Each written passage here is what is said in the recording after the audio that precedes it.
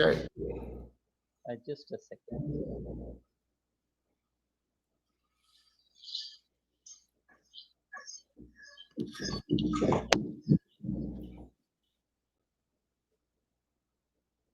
Change time.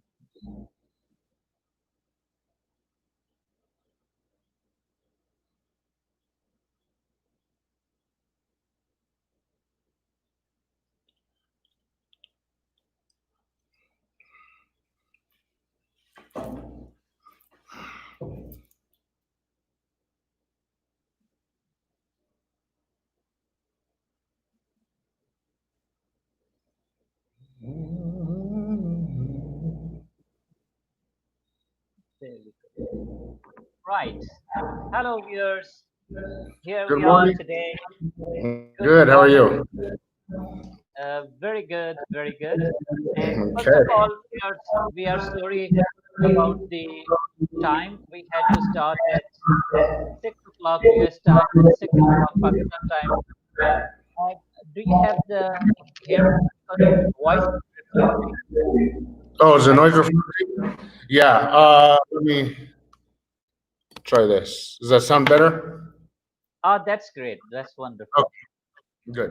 Right, That'll work. viewers, we have Mr. Sage with us, and we would love to know about him. First of all, about his Native Americanism, where he was born, and how did he start it. Then we will further know about the culture, art, music, dance, and multimedia. Okay. Welcome, Well, welcome to the show. yeah. Yeah. Manahu Inani Sage Andrew Romero. I'm of the Numa of Tova Ohamatu and the Tuata'i people. I'm Paiute and Taos Pueblo, two tribes. And my father's people are the Tuata'i, the Taos Pueblo from Taos, New Mexico, which is a few hours away, a couple states away. And I'm here in California, where my mother's tribe is from, the Numa, Tova Wahamatu Numa, the Paiute of Tova Wahamatu. This area that we live is, we're known as the people from where the rice grows, because we used to grow traditional rice in this area here. And we're based in the land base known as Payahunaru, which is the land of flowing water. Today it's known as Owens Valley in California. And so that's what I am. I'm Paiute and Taos Pueblo. And my mother's Margaret Romero, my father's Andrew Romero. And as you've been sharing, I am a cultural ambassador. I do a lot of work keeping our culture alive through song, art, music, and dance, and also multimedia. And do a lot of work internationally as well, traveling to different places, sharing song and dance, and of course, perspective, dispelling a lot of stereotypes that people may have about Native people, and sharing the beauty and strength of our culture and what it is to be an indigenous person of these lands here. So that's what I do, and also promote a lot of things that help strengthen our youth, keep our youth strong and active. And I also teach dancers, teach people how to do dancing and songs, and a lot of different things. Also, an artist. I do a lot of the art that you'll be seeing in the background. That's all work that I've done, different types of things like that, just to keep the presence of our people alive in today's society, because a lot of people think that we don't exist or we've been wiped out, but I find it important to show that we are still here, we still have a presence, and we're able to carry on our culture in a good way, and do the work that we are able to do. So I work along the lines with Michelle, whom you've had as a guest, and we're good friends. We've known each other for a long time, and really grateful to her for making this connection here and allowing us to meet and talk in this way. So thank you. Definitely. I'm also really very thankful to Michelle, especially the way she's working on the Native Americans, and you are also doing a great job. So this Yeah. is all I feel that, diversification brings the beauty, and we Mm. must keep these cultures alive. Yes, definitely. Mr. And Sage, it's would you like to share something with our viewers about your background, about uh, what does it actually reflects, what does it show actually? Would you like to explain? so what you're seeing now. Hold on, let me change this lighting here real quick.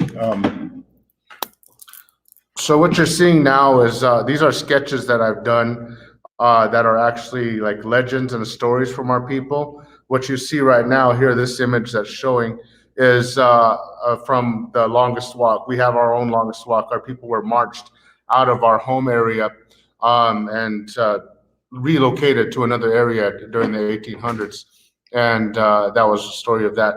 And what you see here is a ribbon dance. So I do like comic book style art, so it's not Wow. traditional, real in-depth stuff, but it's like this. And this is a legend about Winneduma. This is a legend that we have about a rock, a huge uh, monolith that's in our area. And there's an animation now playing that I created. It's a logo, and it's a character I'm doing that's based on a hoop dancer and myself, and then the graphics like this. So doing a lot of stuff like this is just showing, the modernity of our people, that we're still here, and we can reflect a lot of our culture within the art that we have like this. See, so this is like my comic book style work. This is a visual of how racism and stereotypes affect us, and then this is just an image of a jingle dress dancer. That's the style of dance that Michelle does as well, and just with the stars in the background, the dream catcher, the stories of the dream. So a lot of it's just abstract art, but most of it is based on legends and stories that our people tell. And it's a way for me, to get it out there and share the visuals of what I see when I'm hearing these stories and legends, and also to connect with our youth and stuff so they can see it and be like, "Oh, look at that's interesting. It's something that I like already." But it's also incorporating our culture, our identity, and I think it's important for us to be able to do that. So yeah, I have that playing in the background, and you'll be able to see it if I move my head every now and then. But yeah, so that's the work I do as well. It's really amazing. It's really amazing. And especially, uh, don't you think that it is very much important for keeping the culture alive? Because it's a very old culture, very rich culture. So Mhm. the way you are doing using multimedia, so the young generation also gets attracted Mhm. towards to see and ask the question, how are our ancestors, forefathers, how they used to live, how they used to do different kind of things. So do you think that the young generation, the new generation, is interested to learn these things? Yeah, it's a given. We pass on. We're a very oral history based people, which means we tell our stories, we keep them alive. So this is kind of new to actually be able to incorporate it and put it into a visual like this, because it's important for our people to be able to keep the stories alive so our young people learn them. And that's what we did long ago, was we told these stories, we sang these songs, and it was the job of the people, the young people, to remember it, because you hear it and you retain it.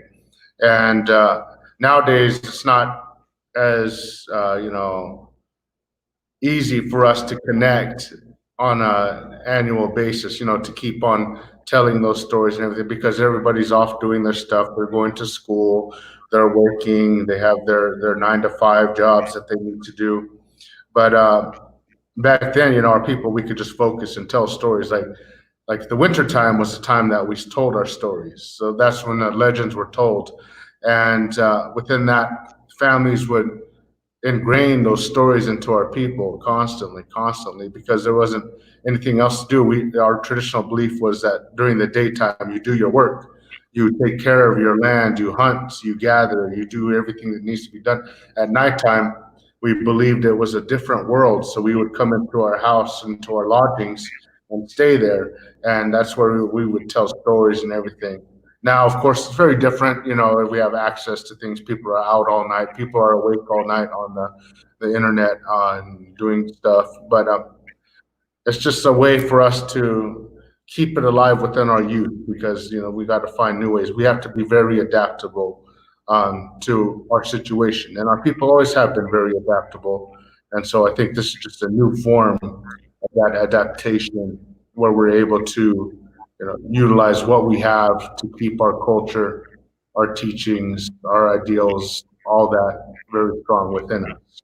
So yeah, it is up to our youth to keep on learning these things so that they can carry it on for next 7 generations, because that's how we have to look at things. We have to look at things 7 generations ahead in our traditional teachings, so that we know that our ways are still carried on into the future. That's really Yeah. amazing, and very interesting. And it is always, I feel that, whenever we talk about our own, cultural songs, cultural dances, cultural music back here in Pakistan, we always try to promote them, try to support them because they all are, having different flavors. Hmm. Everything, and even many things, as I was saying to Michelle as well, many times we do not understand the language, but Hmm. the language of music is, it is just like they say that it is the natural one. Even you don't understand the language, but it really attracts you. Hmm. And same is with even the poetry, that even that poetry may not be understood, but still it attracts you. So, how about your songs, the songs you sing? Are they in your own tribal language? How are they? So it differs depending on where I'm at. Within our Taos Pueblo people, we have a very melodic sound to us. It has the constant beats to it, and a lot of it is just harmonizing of the vocals. It's just like a tune that you hear, like there's no translation to it, but there is an emotion that is evoked from hearing that type of song, and you will get words in those songs as well. It depends on what type of song it is, you know. And within our Paiute, we also have that same thing, but a lot of it is just based on actual words. You hear the words that are being said, and they're harmonized as well. And there's different types of songs, like Michelle may have explained, but like the round dance is like a social type of dance where people come together and dance together in a circle, and that strengthens a bond within our people. And when you hear those songs, those are like all words. You know, there's lyrics to them. Whereas like a powwow song, you'll hear the harmonizing, like I said. That's actually a hoop dance song. That's what I do. I'm a hoop dancer as well. But you hear how that song, it's just like a harmonization. There's no word to it, but when you're hearing it and seeing the actual dance happening at the same time, it's evoking that feeling, that emotion, that spiritual connection. So you know, as you're hearing it, that that's what's happening. You know that good feeling of it.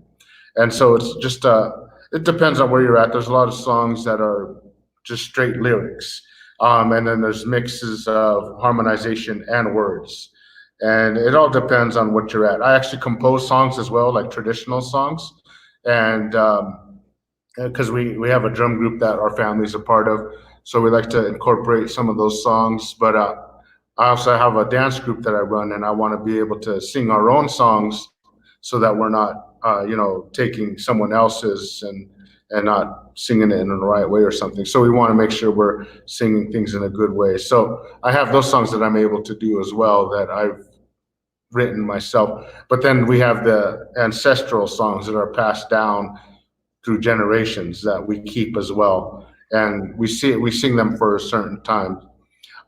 So our Paiute people, we have savayas, which are these are clapper sticks. These are very simple. It's just like an elderberry clapper. That's all it is. It's just like a split piece of wood. But to us, we didn't have drums a long time ago.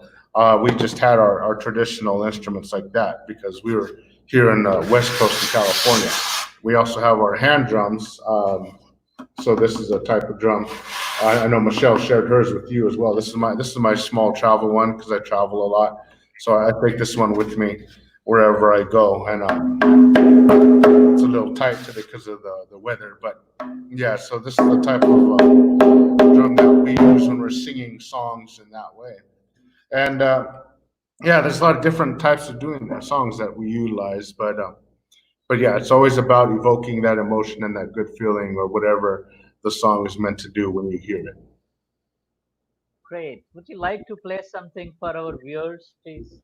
Yeah, definitely. I could start off with a song from my Paiute people here, And it's a song that we sing as a blessing, a good way, because I know it's something we need nowadays in today's society. Everything that's going on, especially here in America, there's a lot happening right now with the COVID and the protests, and a lot of riots are happening right now. So I've been telling people it's important. We need to get our prayerful things out there in the best way. And a lot of times we don't video these type of things, but this is a song that's like given out in that way. It's like an offering, so it's good to be able to do it here.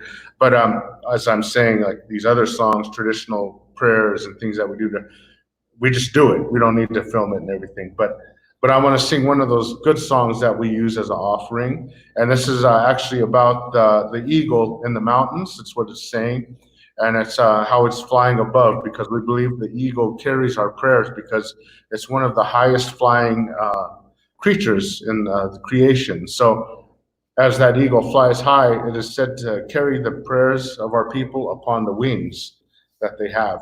And while they're flying above our valley here, they cry out into the mountains. And as they're crying out to the mountains, they're conveying those prayers out to the creation, to the land, to Creator, is what we believe.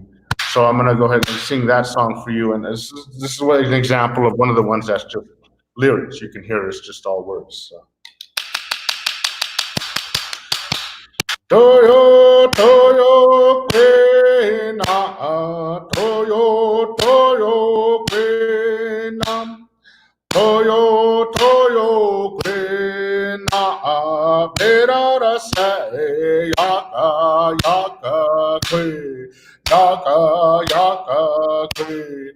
Toyo, toyo, kwena, toyo, toyo, kwena. Toyo, toyo, kwena, berara se, yaka, yaka, kwe, yaka, yaka, kwe. Toyo, toyo, kwena, toyo, toyo, kwena. Toyo, toyo, kwena, berara se, yaka, yaka, kwe, yaka, yaka, kwe. Toyo, toyo, kwena, toyo, toyo, kwena. Toyo, toyo, kwena, berara se, yaka, yaka, kwe, yaka, yaka, kwe. Mano. Oh. Wow, So, amazing. yeah, thank you. Really, really We nice. sing it 4 times as like an offering, and then when I finish, I say "mano," which means done, done. We're finished singing with that one. So yeah, so glad I could sing that for you, offer it in a good way, and offer it to everyone so that we had that good Thank you. prayer and good blessing. Very nice. Yeah, Amen. Definitely. It's really very interesting. Very yeah, interesting. And especially, as we were earlier talking about that, we may not understand the language, but we receive those spirit, we receive mm, those, feelings, yeah. we receive the waves, and definitely it's really interesting. How about your drum, the small one? Would you like to play for our viewers? Sure, I can sing one of the like a round dance song. This is the one that I actually composed, but the last song that I sang came from one of our relatives or ancestors named Ali Kane, and he created that as a song to be sung in a prayerful time, and he did it up in our mountains here, so we actually know the place where that song was created long ago. So it's good.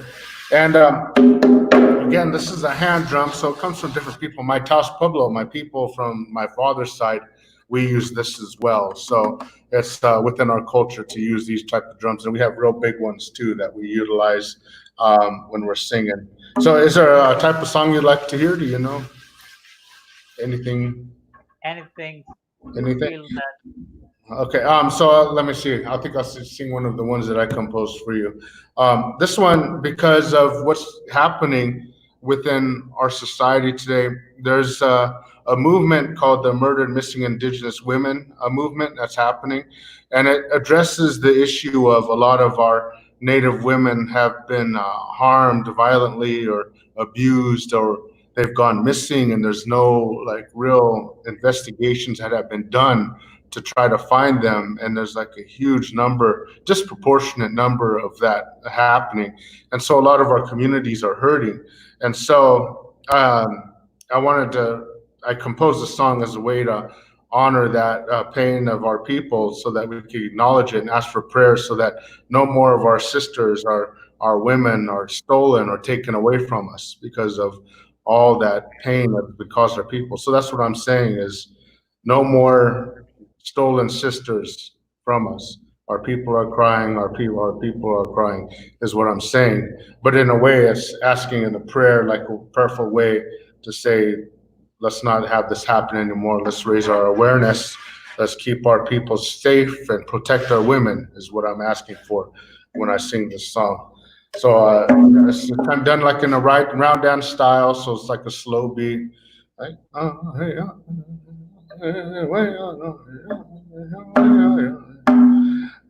okay, so here we go.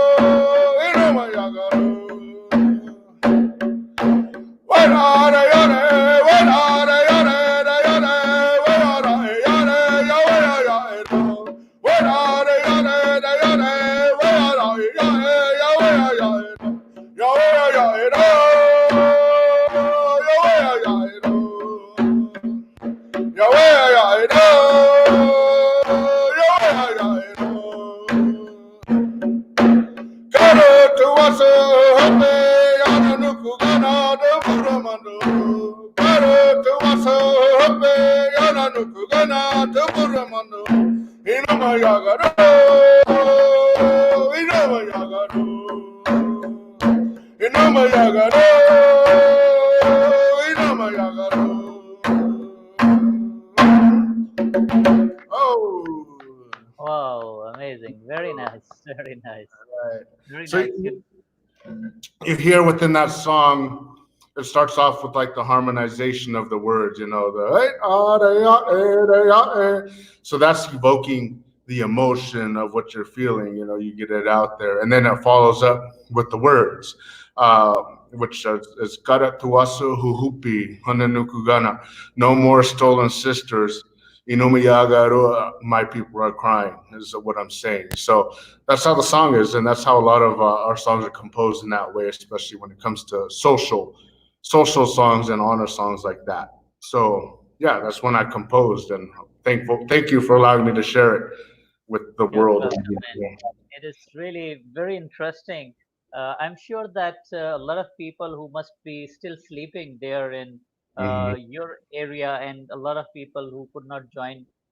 They after that, once the video will be recorded, it will be online. There are a lot of people who will watch it, and Mhm. really, it's great to have you here to listen your experience.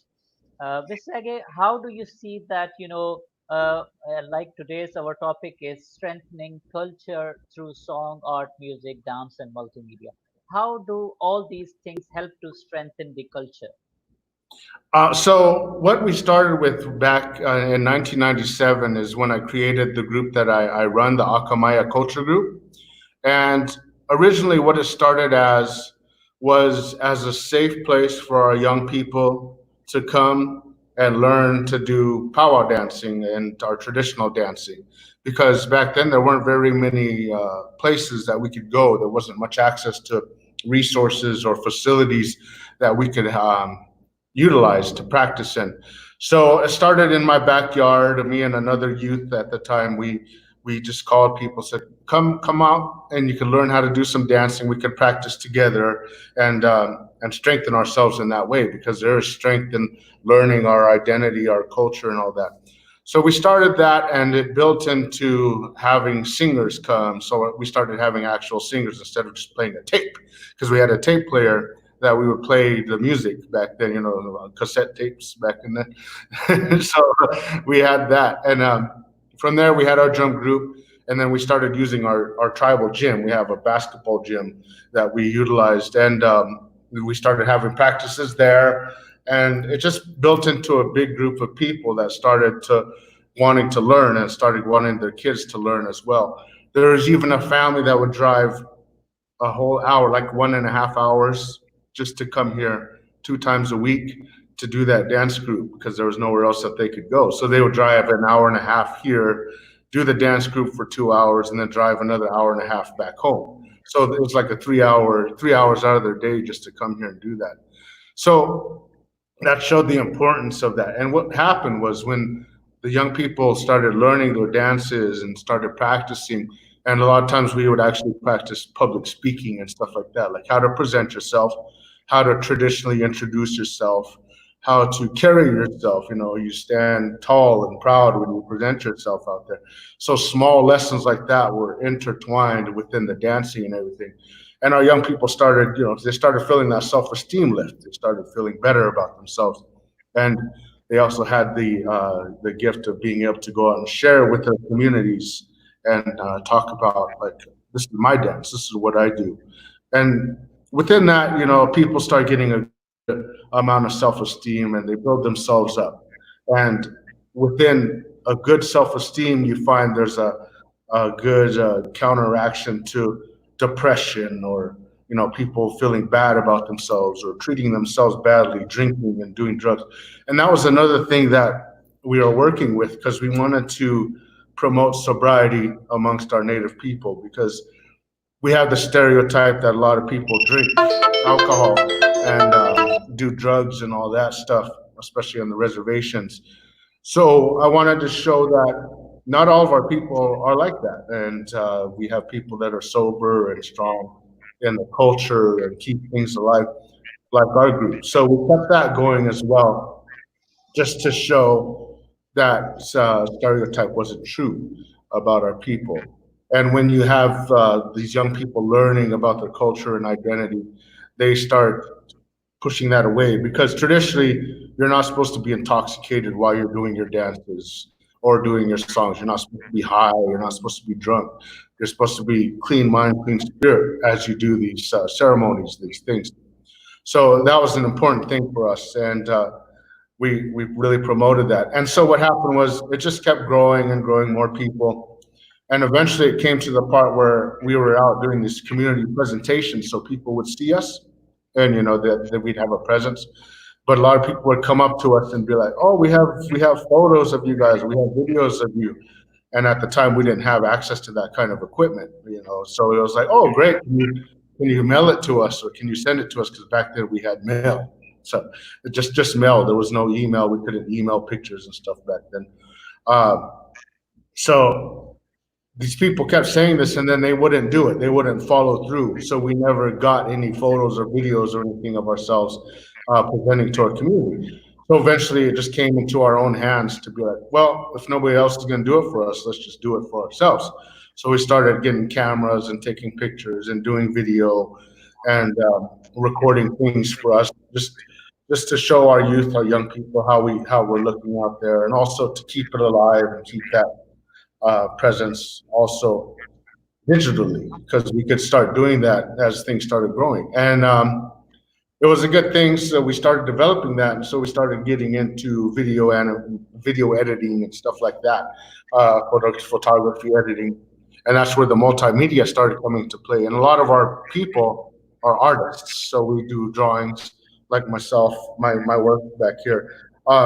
So I have always wanted to get into animation and things like that. So that was a given that would be incorporated within our work as well. So now we're into the point where we're actually creating animation and stuff like that conveys our story, because we're highly misrepresented or underrepresented in pop culture. You don't see a lot of animations that are created that are based on Native people or Native legends. And if it's done, it's usually done by a studio that's non-Native people, people that don't really know the context or the stories, or why we do things a certain way. So we're within that point now where we're actually creating these things while still doing the dance and the song and the teachings and the language and all that within. And where I'm at right now, this building is a studio that I'm building, and this place is actually going to be, or it is already, a place where we come and practice and develop multimedia. Behind this wall that I'm facing right now, there's going to be a recording studio so that we can record music. We got legends that we can record, like storytelling we can record, just to keep them alive, for our next generation, and keep that thing. Also, music. A lot of our people are musicians as well. We have flutes and stuff like that. So, also recording flute music. My cousin, he plays flute, Robert Piper Jr., and I play flute as well. So we like to record and keep those songs going as well. And a lot of that is going to be incorporated within the studio space. It's still under construction. A lot of it was made out of community grants, donations, volunteers, community volunteers coming to help actually build the whole space. And what I'm at now is it's bare bone. The outside is almost done, but we need to do like the insulation. As you see, all the stuff up here, that's just the boards and everything. So we need insulation, need to finish the electricity, and a lot of it, like I said, comes out of just fundraisers and everything. A lot of it came out of my own pocket too. So it's just a part of my big vision. And this big screen back here, we actually use it for online trainings. Like Michelle, she does her Zumba class, and so we broadcast that here so that we can actually take her class here, and we're about 4 hours away from each other, but we can actually take her class here, especially now with the COVID-19 and everything. We can't travel and all that, so this is a good opportunity for us to provide online classes and stuff like that to our community, and also to present to the world. I've done a lot of presentations in here for the COVID-19, like dancing and stuff like that for communities and for online events. And yeah, it's a nice dance space. It's got a lot of stuff going on, so it's really good. But that's one of my animations playing in the background. And this animation is actually all in Paiute language. It's based on modern context. Like you see, they're all dressed modern.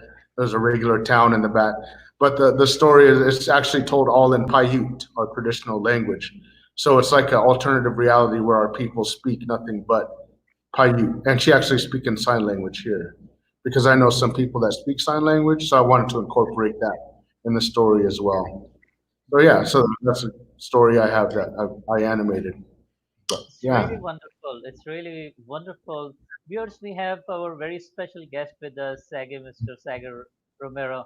He is Mm, a Native American and doing a wonderful job.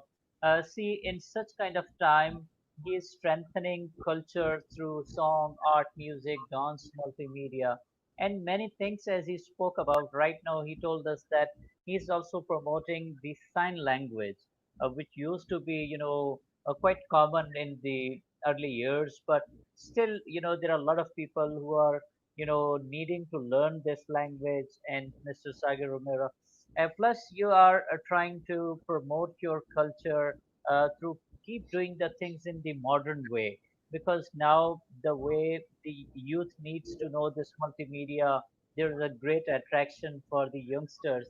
So you're, trying to bring it together. One side is that old culture, a rich culture, and the other side is this technology. So it's really amazing. I would like to just listen your. We all would like to listen your flute.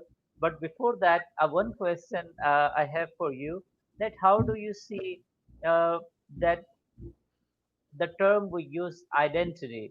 See, everyone, sometime, as you said, people internationally are being not told in such a good way, such a best way.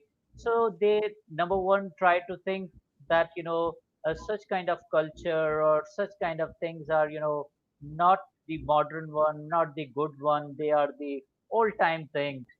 mm, But on the other hand side, see, identity is a very powerful kind of thing. When you are teaching your small your children, youngsters, so they have then ownership of culture. That thing is being imposed on them, that no, might be only the people who wear the suits and boots and tie and everything, they are the having the rich culture, or they are the only civilized, while our ancestors or our forefathers, they were not having any sense of it. So I really reject it, and I feel really appreciate whatever you are doing. Do you think this, uh, I would say, the resurrection of identity, that you are giving the rebirth to this identity? How is it working, and how do you feel yourself? Well, I think it's really been highly effective, and a lot of our young people now are actually having a really strong revitalization time where they are singing and doing their dancing more out in the public. Whereas back in our day, when we were young people, it was very hard for us to get out there and do stuff without feeling some type of, like almost like I got to protect myself. I'm kind of worried about what people are thinking.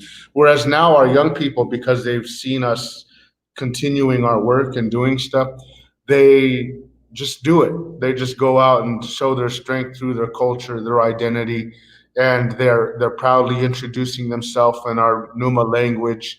Whereas back in our day, we would try to do it. People would kind of laugh at us, and say, "Oh, what are they trying to do? Who do they think they are?" But now it's highly accepted, and our people are really, really, our young people are really stepping up and keeping our songs and our dances alive. And as Michelle pointed out in her broadcast about the virtual powwow, were you able to go and look at some of the videos and stuff that she was talking about? Yes, So yes, you see that that's a good example right there. Those a lot of our young people are doing that, and they have that pride and that strength.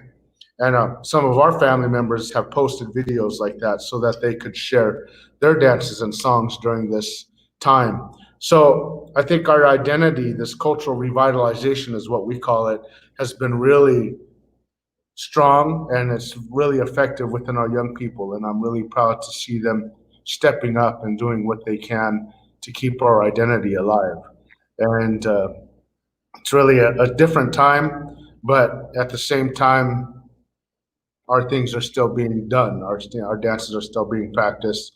Our songs are being sung online and everything. So it's showing that there is a good, positive um, reinvigoration of our people, of our culture. And that's good because the world needs it, especially with the strength and the prayers that come from our dances and our songs as they are projected out there upon this world. It is believed within our teachings that those medicines are also being projected out into the world. And so this is definitely a time in the world that we need these type of medicines, these good feelings, these good medicines from this dance and these songs and this art that we promote. And I think I'm really grateful that we live in a time where we're able to share in this way. Because how could I have done this like back in the day, connect with you all the way where you are in Pakistan and make a connection and talk and share and have Michelle like connect us like that. See, so it's an amazing time. It's really a sacred time for us to be able to get our culture alive and out there and shown and seen and shared to the people of the world. No doubt, you're right. It's really amazing, and I'm sure that the things would even get better. And the mission you're taking ahead, it would be bringing the world closer, even, and making them know the real faces, the real music, the real dance, the real culture through the new technologies, through this multimedia. And I would love that, as you say, that you're making that the recording studio and all. With the help of these animations, I'm sure that very soon you may launch a film as well, documentaries, films. So Yes. it would definitely would happen. Would you Yeah. like to play the flute for our viewers, please? Yes, definitely. And So, and also tell us what are you going to play, please? so this flute, they're used in the plains. Our plains tribe people use this, but my Taos Pueblo people, we also utilize the flute. And it's just a simple wood instrument, 6 holes in this one. I have many ones. This one was gifted to me by my family recently, and I'll play them both so you can see. But it's utilized for social gatherings, things like that. But one of the main traditional teachings was that we used it for courtship, which was a way of romance. We would use it for romance. Our people would play for each other. A lot of times, a young man would learn a song that was passed down through his family, and he would play that for a young lady that he was interested in, just as an example. And there's some stories. There's a lot of good stories about flute players, and this one was given to me by my cousin in Taos, Robert Maribel. I don't know if a lot of people might know him. He's a very internationally renowned artist, native artist, but he gave me this flute as well. And this one's actually made of two types of wood. This one's made of cedar from New Mexico and California redwood. And so it's two types of wood put together. And if you could see it up close, it's two colors. And he said Yeah, that this is actually how I would look if I was a flute because I'm half California and half Taos. But yeah, so this is a nice flute like that. beautiful, Uh, beautiful. yeah, so I'm gonna play a song for you, an example of a courtship song, so that you can hear that as well, and just something in a good way to share with your people.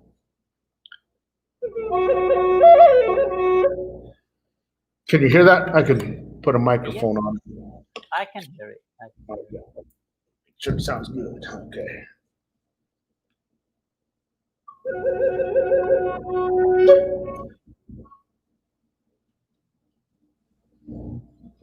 Okay.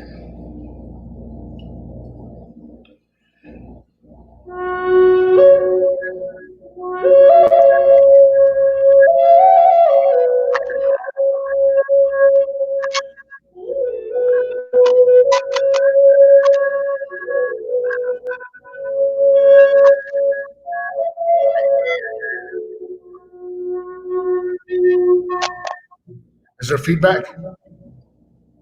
I Is that guess I think without this, it would be better. It okay? was a better. I was thinking it kind of has feedback going on. Okay.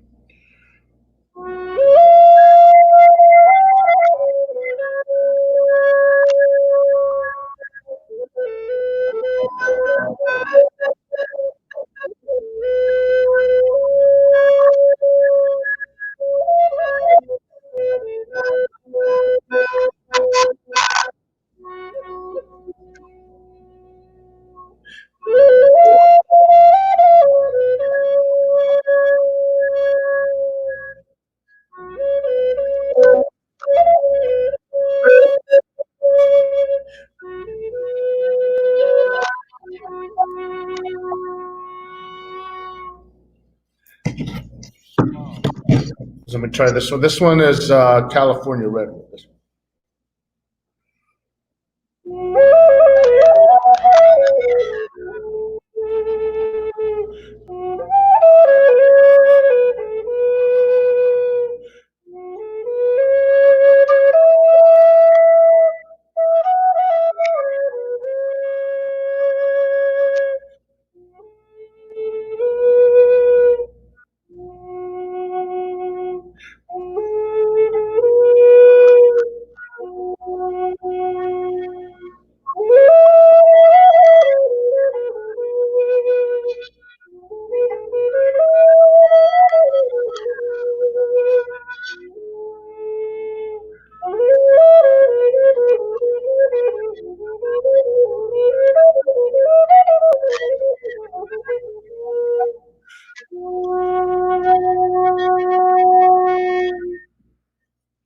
Wow. okay, and this is another one.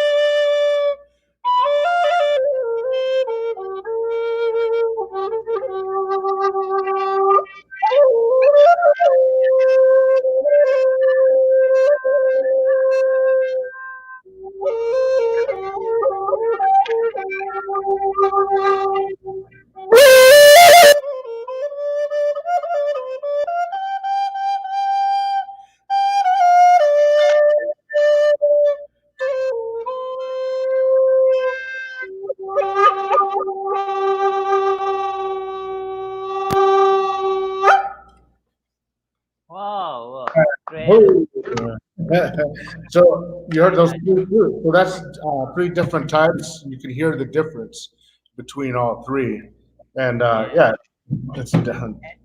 One thing is common in all of them, that when you listen, you feel like, walking in heaven, Mm. and just, feeling quite great peace of mind. Gives you just great peace of mind. Yeah, yeah, and that's how it was utilized as well. It was a way for our people to, just relax in the evening time and play that flute for each other, so that we could sit and reflect upon the day, and get in a prayerful way, get in a restful way, and have that flute playing as a way to help your spirit focus itself. So that's how it was utilized as well. And there are some tribes that use it only for certain times of year, and only certain people can play it. But it depends on where you're from. And as Michelle had pointed out, there's more than 574 tribes that alone in the U.S.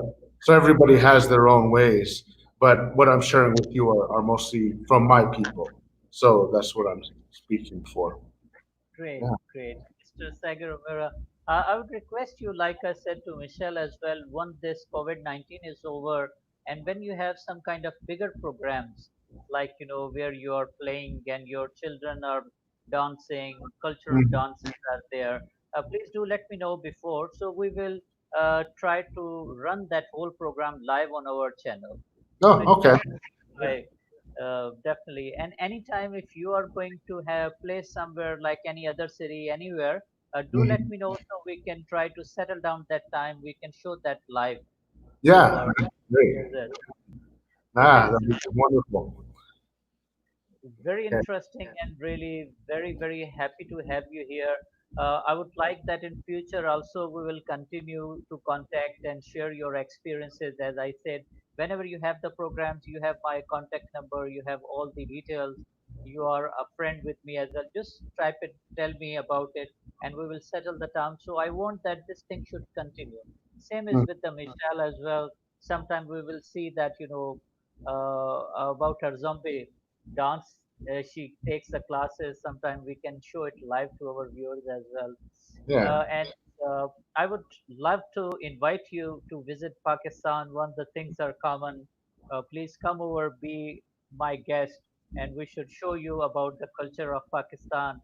We Yeah. should show about meet the people, how they have the cultural music, how they Mm, have the cultural dance, they have the history, they have a lot of things like this flute is played in Pakistan as well. mm, So you will have some kind of better exposure about how people are living here, because mm, this is the beauty of culture, the richness of different cultures, and we learn from each other's experiences. One thing I feel I have started thinking that as media project used to project, and still you see it is being projected that the Native Americans were the wild people, they were very dangerous people, they were mm, just like, it is completely, I feel that on the false basis. This is the false information, because when you meet the people, when you listen from them, when you listen about their forefather, listen about their culture, listen about their music, listen about their you know uh, everything they are doing, their forefather have been doing. So you feel like one thing only I can just example here. When you listen the flute, so you feel like those people who had the music of peace, the music of love, they cannot be dangerous. Yes, to survive, they were there to prepare themselves against the wild animals. They were living in those conditions, but by heart, they were very beautiful. mm, So the real history needs to be projected in real means with the real sides. So the world can know it, that how beautiful they were and how beautifully they were living, how lovely people they were. Thank yes. you. Yeah, it would Thank be you. honored. I'd be honored to be able to go and visit your people and share our song and dances with them as well. It'd be a beautiful connection. I've actually had this ongoing goal to go over to Istanbul as well. I've been there, but I wanted to go, and because Taos Pueblo was a central hub for our people, we'd come to trade. People from different places would come and gather, and when we do the hoop dance, it was one of the offerings that our people would do in that place because so many people came. But I always wanted to go to that side of the world and share the hoop dance as well because I think it'd be good to have that type of connection, to be able to share that dance in a place that was also a trade hub of the world. And Pakistan's right there as well. It's an ancient part of the world. So it'd be I think it would be a high honor to be able to go and share the dances there in that place in that way. Yeah. You're you're more than welcome, and just feel like your second home, Pakistan. You must come over and stay with us, and so definitely we'll take you around, meet the people, meet different artists, look at Yeah. the culture we are having, and definitely these things are there to bring the world closer. The world know each other. These things are there to spread the love and peace. These things are there to see the real picture of the countries rather than what is being projected in the media. What Yeah. is something really not the truth based, Hmm. not the truthful one. But the real thing is that visiting grounds, meeting people, looking at their culture, and learning from them and sharing your experiences. And definitely, we will continue it. You are there, Michelle is there. You Hmm. both are definitely welcome to be with us very soon. And we will definitely continue such programs. I have already offered you that whenever you have your programs, let me know. We will try to get you live on our channel, on our YouTube channel. Thank Definitely. you, thank you very much for being with us and sharing your very rich culture, dance. We could not see the dance, but definitely we can feel it. The Yeah. music and the flutes, different kind of flutes you have played for us, the small drum. I got the hoop. I'm show you. I can show you real quick. But yeah, this is the dance that I do, the Oh, hoop. yes. So let me back up a little bit. But yeah, but with this dance, we actually do shapes upon our bodies with the hoop, and we're moving it around. A lot of it is based on watching the motions of the hoop and putting them together and forming things that you see in the natural world. So that's what this dance does. And when you're watching it, it's said to also be like a medicine for the people. when you're watching that dance. So it's like a promotion of healing, a promotion of good feeling, good medicine when you're watching a hoop dancer go through the motions that they do with the hoops. So yeah, hopefully sometime we take time to actually be able to share this with you sometime. But yeah, that's the dance that I do, along with other ones, but that's like the main one that I share when I'm traveling internationally to different places. So yeah. Definitely. And even I would love that the next program you can let me know. We can, if when you have your own team coming over as well, some more members, some more students, so we Hmm. can only focus on these dances. That Yeah. what kind of cultural dances you do and how to do, so we can definitely share with our viewers.